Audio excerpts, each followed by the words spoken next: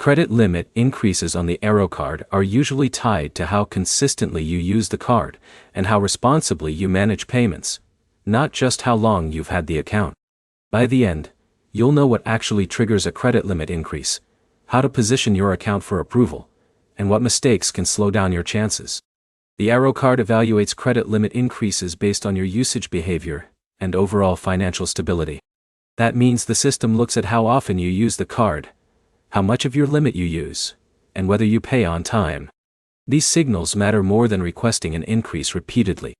What this means in practice is that low, consistent usage with on-time payments is usually more effective than maxing out the card and paying it off unpredictably.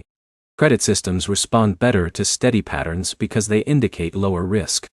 One of the strongest signals is credit utilization. If you regularly keep your balance low compared to your limit, it shows you are not dependent on the credit line. That can make you a stronger candidate for a limit increase over time. Payment history is even more important. Every on-time payment adds positive data to your profile. Even one late payment can slow down your chances of getting a higher limit because it signals higher risk to the issuer. Another factor is account activity over time. If your card sits unused for long periods, there is less data to evaluate.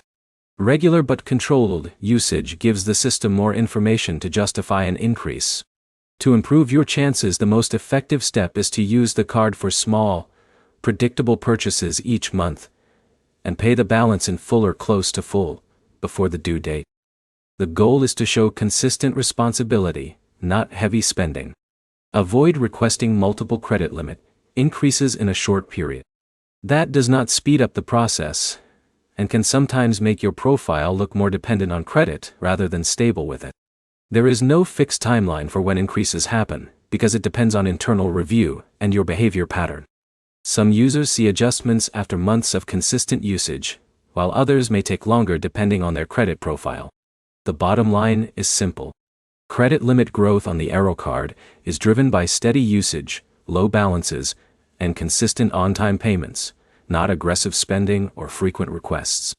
Your next step is to review your current usage pattern and adjust it towards small monthly activity with full or near full payments so your account shows stable credit behavior. If this helped, like and subscribe for more clear credit card strategies that explain what actually moves the numbers instead of guessing.